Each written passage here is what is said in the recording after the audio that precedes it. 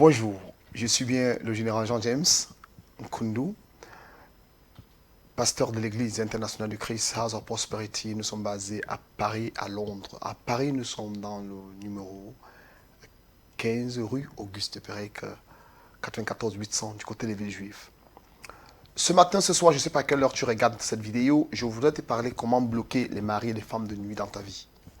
Je sais que c'est un sujet un peu tabou dans nos églises où on n'en parle pas trop, mais que tous, la majorité, près de 40 à 35% des chrétiens vivent ces cauchemars sous la couche. Et ce soir ou ce matin, je ne sais pas à quelle heure tu regardes cette vidéo, cette émission intitulée Exhortation. Je voulais t'exhorter là-dessus, sur les maris et les femmes de nuit, comment les détruire, comment les chasser de ta vie. Mais avant de le faire, tu devrais d'abord savoir qui sont-ils.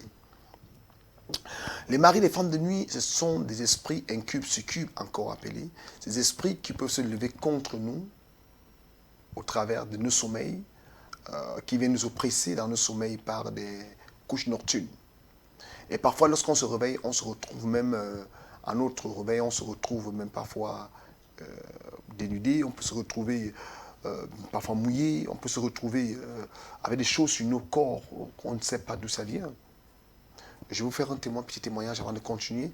Dans mon explication, une jeune femme qui est venue me rencontrer parce qu'un jour, elle a eu un rêve où un serpent rentrait entre ses pieds. Et quand elle s'est réveillée le matin, elle a vu le sang partout dans sa partie intime. Mais qu'est-ce qui s'est passé? Et puis, elle a eu mal au ventre pendant 12 ans.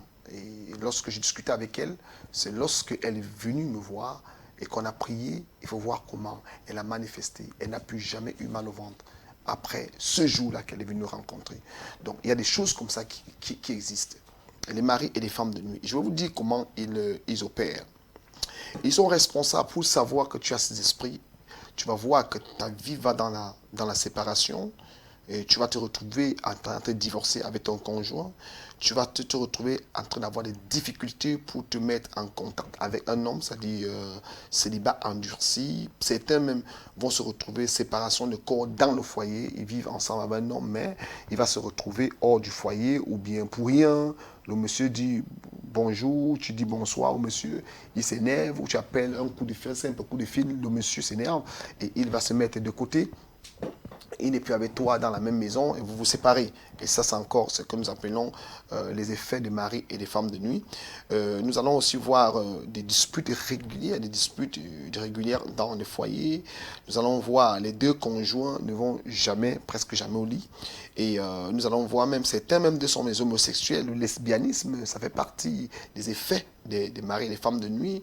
Nous allons voir la masturbation répétée, la fornication répétée, le vagabondage sexuel, l'adultère, l'inceste, la bestialité, ceux qui vont avec les animaux, la stérilité dans le foyer, l'impolitesse outrance. Vous pouvez imaginer, il y a des femmes qui sont tellement impolies vis-à-vis de leur mari. Parfois, on se pose la question, mais pourquoi cette impolitesse? Ça peut être vice-versa aussi.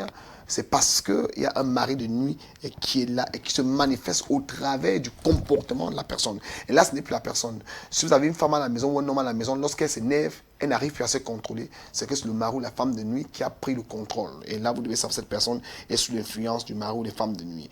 Ou des échecs répétés, des non-accomplissements de ce qu'on veut faire. La dépression, l'oppression, l'obésité spirituelle. Vous allez trouver des personnes qui ont l'obésité spirituelle ou un vagabondage spirituel. Vous voyez des gens qui vont aller d'église en église. Et je suis en rire parce que j'en connais plusieurs comme ça. Et je vais vous parler de trois stratégies utilisées par les esprits incubes, succubes ou des maris et les femmes de nuit.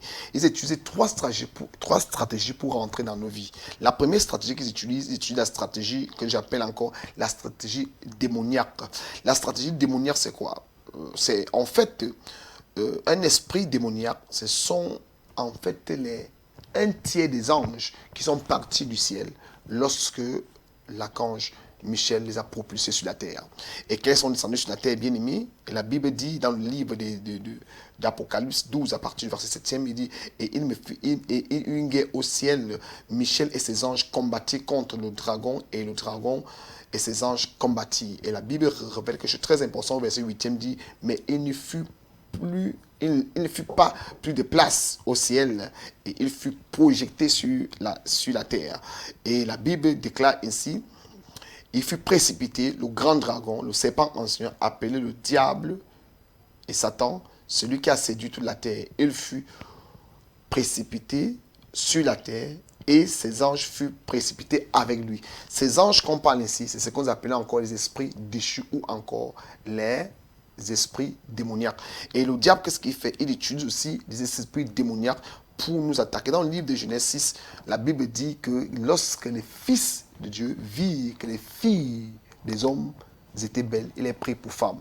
Et les fils de Dieu ici représentent ces esprits, en fait, qui sont descendus récupérer les filles, et ce sont les esprits qui sont venus prendre les fils, c'est-à-dire les filles. Et ils ont fait leurs femmes, ils ont fait ce qu'on appelle les géants, les enfants qu'on appelait les géants dans la Bible. Je parle d'Ésaïe 6, de Genèse 6, et vous regardez, nous aurons très vite parce qu'on a plus assez de temps, et ça c'est la première catégorie. Ils viennent, et ils peuvent venir vers vous, dans votre rêve, s'accoupler avec vous, ce que nous appelons les attaques démoniaques. Ce sont les démons qui vous attaquent, qui vont coucher avec vous, et ces esprits-là, eux, ils viennent, sont eux qui ont pour... En fait, leur caractéristique, c'est que, eux, quand ils arrivent dans votre vie, ils vont avec vous. Parfois, mais c'est comme un viol. Parfois, il y a des gens qui dorment, qui se sentent violés par un homme ou par une femme. Ce sont les esprits démoniaques.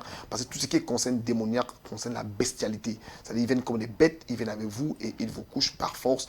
Et parfois, tu fais tout et parfois même c'est comme un viol. Je te réveille le matin, tu es mal sur toi, tu es vraiment très mal à l'aise. Ce sont leurs caractéristiques. Il y a la deuxième caractéristique, la deuxième attaque, les stratégies, ils appellent encore les stratégies, les esprits gardiens. Qu'est-ce qu'un esprit gardien? Un esprit gardien, c'est un esprit qui provient de nous-mêmes, en fait. Nous sommes allés chez un marabout, chez un charlatan, parce qu'on voulait une protection quelconque, et nous avons vu quelqu'un qui nous a fait des scarifications sur le corps, et ces scarifications qui sont sur notre corps, et ça a permis en sorte que nous rentrons en alliance avec des esprits qui nous ont aujourd'hui, qui nous envoûtent aujourd'hui.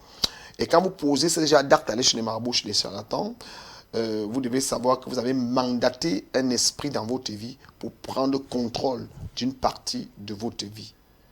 C'est ainsi que Jérémie dit dans son livre, 5, au verset 1er, au verset 22, il dit « Souviens-toi, ô Éternel, de ce qui nous est arrivé, regarde, vois notre propre, notre héritage. » Il dit au verset 5e, « Nous sommes poursuivis de joug. » Et au verset 7e, il dit « Nos pères ont péché, ne sont plus, mais c'est nous qui payons le prix de leurs iniquités. » Donc, Jérémie dit que eux, ils n'ont pas péché, mais les pères ont péché, ils ont péché. Et maintenant, c'est si nous attaquent dans nos rêves, nous sommes attaqués dans nos rêves. Il y a les pères qui ont fait des choses. Et ils sont allés faire, on a dit, aucune personne de ce village ne doit se marier. Ils ont vendu le mariage de toute une génération. Aujourd'hui, vous allez voir des familles, aucune personne ne peut se marier. Qu'est-ce qui se passe? Parfois, ce ne sont pas ces jeunes filles, ce sont leurs parents qui ont fait ça depuis longtemps. C'est pour ça que vous verrez dans certaines familles, aucune personne ne se marie. On se pose la question, mais pourquoi personne ne peut se marier? Ces jeunes filles sont pas au courant. Certains sont en Europe, ils ne sont jamais allés en Afrique, mais il y a des paroles qui ont été dites. Et vous allez voir, elle-même n'est pas mariée, sa mère n'est pas mariée, sa grand-mère n'est pas mariée, toutes ses sœurs, aucune d'elles n'est mariée. Mais qu'est-ce qui se passe? Le problème, ce n'est pas elle. Ce sont des choses comme dit Jérémie dans le livre. Dans le livre dans le livre de Lamentation 5 à partir du verset 7, il dit, nos pères ont péché, ne sont plus, mais c'est nous qui payons le prix de leurs iniquités. Et aujourd'hui, nous ne sommes pas mariés. Aujourd'hui, nous avons les problèmes dans nos foyers à cause des choses où ils sont allés faire chez les marabouts, chez les charlatans. Je voudrais, bien aimé, écoute-moi très bien.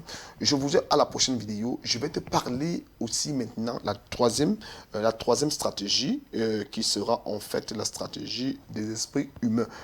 Qui sera très intéressant. Nous avons parlé de 3 stratégies. Nous avons parlé de la stratégie démoniaque, la stratégie gardien, des esprits gardiens, la stratégie maintenant des esprits humains. Nous parlons maintenant de la stratégie des esprits gardiens. Esprits gardiens sont les esprits que nous-mêmes nous avons amenés dans notre vie et aujourd'hui qui sont responsables. À la prochaine vidéo, je crois que tu seras béni par ça. Que Dieu te bénisse.